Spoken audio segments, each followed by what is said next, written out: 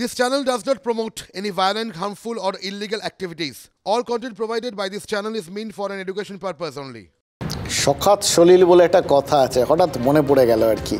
নিজেদের খোড়া খাদে যদি কেউ পড়ে যায় তাকে অন্যভাবে কি ব্যাখ্যা করা যায়? দেখুন, খেয়াল করে দেখুন, প্রথম থেকে কিন্তু আস্তে আস্তে যে মোড়ে ছিল, যে আড়ালগুলো নিজেদের সামনে তৈরি করার চেষ্টা করেছিল, সেখান থেকে কিন্তু শাসক দলকে আস্তে আস্তে পিছু হটতে হচ্ছে, নিজেরাই হটছে। একদম প্রথম থেকে এই যাবতীয় যে অভিযোগগুলো ছিল, টাকা নেওয়া, জমি দখল, বাড়িঘর সম্পত্তি দখল, এগুলোই তো প্রথম সামনে বেরিয়ে এসেছিল। তখন সেগুলোকে ডিনাই করা হয়েছিল, অস্বীকার করা হয়েছিল, কিচ্ছু হয়নি, সব মিথ্যে, কেউ জাননি, কেউ ওটা নিয়ে মাথা ঘামাননি, ও বিরোধীদের চক্রান্ত উড়িয়ে দেওয়া হয়েছিল। তারপর যখন মহিলাদের অভিযোগ এলো, তখনও সেটা বানানো বলা হলো।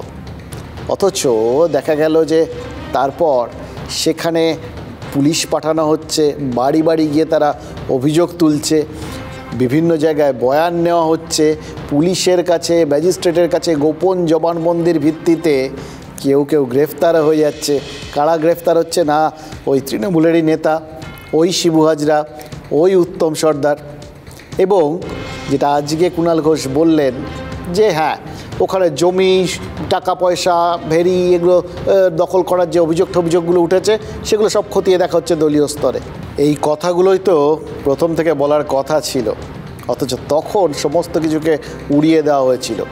সব অভিযোগ আসছে, অভিযোগ খতিয়ে দেখা হচ্ছে, এটা তখন বলে দিলে লোকের মধ্যে এতটা ক্ষোভ হয়তো তৈরি হতো না, বা বিরোধীরাও এত কিছু বলে দিতে পারতো না, এতটা নিজেদের প্রচারটাকে এত তুঙ্গে নিয়ে যেতে পারতো না।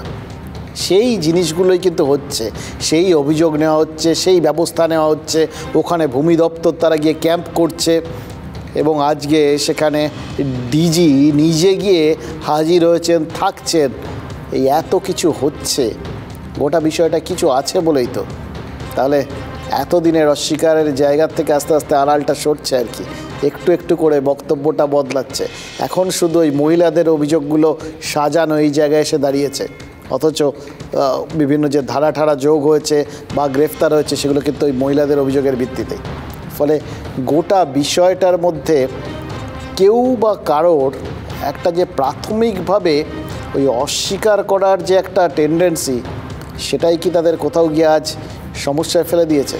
দেখুন, এটা কিন্তু ওই সন্দেশখালীর মানুষগুলোর মধ্যে যতটা একটা প্রতিক্রিয়া সৃষ্টি করে, যারা ওই সন্দেশখালী থেকে অনেক দূরে রয়েছেন, বিভিন্ন জায়গা রাজ্যের, সেই সমস্ত জায়গার মানুষের কাছে কিন্তু এই বক্তব্যগুলো, এই পরস্পর বিরোধিতা কোনো একটা জায়গায় তাদের চোখে পড়ে, এবং তাদের মনে হয় তাহলে তো সত্যি ওখানে কিছু হয়েছিল, নইলে এরকম পরস্পর বিরোধী বা এরকম বক্তব্য থেকে আস্তে আস্তে সরতে হবে কেন? আজ সন্দেশখালীতে গণধর্ষণের অভিযোগে দ্বিতীয় এফআইআর দায়ের হয়েছে। ইতিমধ্যেই ওই ধৃত শিবু হাজরা এবং তাছাড়াও আর যারা আছেন ওই এফআইআরে, ভানু মণ্ডল, আমির আলী গাজী, এদের সবার নাম রয়েছে এই সমস্ত এফআইআরে। উত্তম সর্দার সে তো আগেই গ্রেফতার। মানে কোথাও তো রাজ্যের বিরুদ্ধে কোনো অভিযোগ নেই, তাহলে সরাসরি শাসক দলের বিরুদ্ধেও কিন্তু কোনো অভিযোগ নেই, সুনির্দিষ্ট কিছু লোকের বিরুদ্ধে অভিযোগ। তাহলে সেটা সরাসরি অস্বীকারের পথে কেন হাঁটলেন?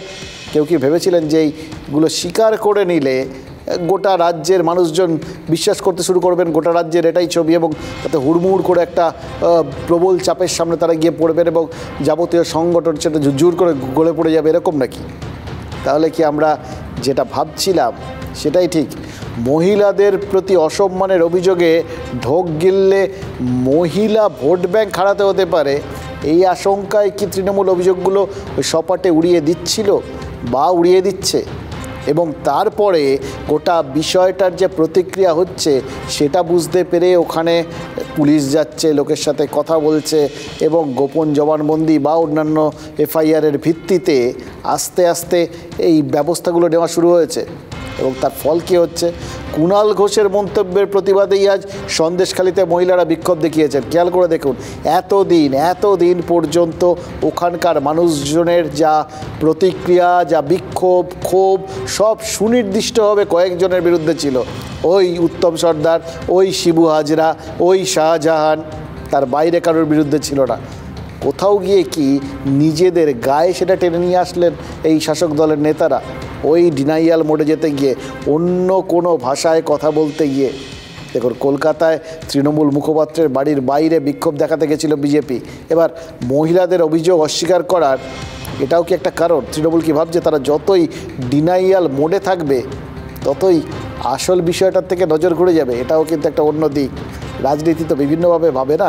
এই যে সবাই আমরা দেখছি, ভাবছি যে কোথাও গিয়ে গোটা বিষয়টা হয়তো শাসক দলকে রং ফুটে ফেলে দিচ্ছে, অস্বস্তিতে ফেলে দিচ্ছে, এই রকম বক্তব্যের জন্যই তাদের গায়ে গোটা ব্যাপারটা আসছে, নাকি এইভাবে বিভিন্ন জিনিস ঘুরে আসছে এবং এর বিভিন্ন অভিমুখ তৈরি হচ্ছে? নদীর যখন বিভিন্ন শাখা প্রশাখা তৈরি হয় না, উপর থেকে যখন নামে নদী, তখন নদী এক স্রোতে চলে, প্রবল খরস্রোতা। যত নিচে নামে, যত শাখা প্রশাখা ছড়িয়ে যায়, বহু পথে গিয়ে সাগরে মেশে, তত কিন্তু তার স্রোত কমে। এটাই কি সবাই চাইছিল? যে কোথাও গিয়ে এই বিভিন্ন দিকে নজর টজরগুলো ঘুরে যাক, মহিলাদের হেনস্থা বা নির্যাতনের বিষয়ে কথা না হয়ে বিভিন্ন বিষয় নিয়ে রাজনীতি হোক। যেটা নিয়ে রাজনীতি হচ্ছে এখন, সেটা বিভিন্ন বিষয় নিয়ে যদি এরকম রাজনীতি হয়, খেয়াল করে দেখুন চারপাশে যা হচ্ছে, তাহলে তো কোথাও গিয়ে ওই বিষয়টাই আবার উল্টে ধামাচাপা পড়ে যেতে পারে, তাই না? মূল বিষয়টা এই অঙ্ক কষেই কি তৃণমূল এই নারী নির্যাতনের অভিযোগকে সাজানো ঘটনা বা মিথ্যা প্রচার বলছে, অস্বীকার করছে? কিন্তু ওই যে বললাম, কিছু কিছু জিনিস এমনই থাকে যে অস্বীকার করতে চাইলে মুশকিল, অস্বীকার করার চেষ্টা করলে প্রাথমিকভাবে গোটা বিষয়টা হয়তো কিছুটা আড়ালে থেকে যায়, কিন্তু আলটিমেটলি উপসর্গগুলোকে আড়াল করা যায় না। কেন যায় না সেটা এক এক করে বোঝাবো। প্রথম উদাহরণ, সন্দেশখালিতে যে অস্বস্তিটাকে অস্বীকার করার চেষ্টা হয়েছে, দিন হাঁটাতেও তো গিয়ে সেই একই অস্বস্তিতে পড়তে হচ্ছে। কোথায় সন্দেশখালি, দক্ষিণবঙ্গ, কোথায় দিনহাটা, একদম উল্টো দিকে। কোচবিহারের দিনহাটার বুড়ির হাটেও নাকি এই সন্দেশখালির মতো রাত বিরেতে ডাক পড়তো, কথা না শুনলে বাড়ি ঘরদোর ভাঙচুর হতো, টাকা পয়সা লুট করা হতো। অনেক অভিযোগ, থানায় এই বিষয়ে অভিযোগও দায়ের করা হয়েছে বলে জানাচ্ছেন ওই বুড়ির হাটের প্রতিবাদী।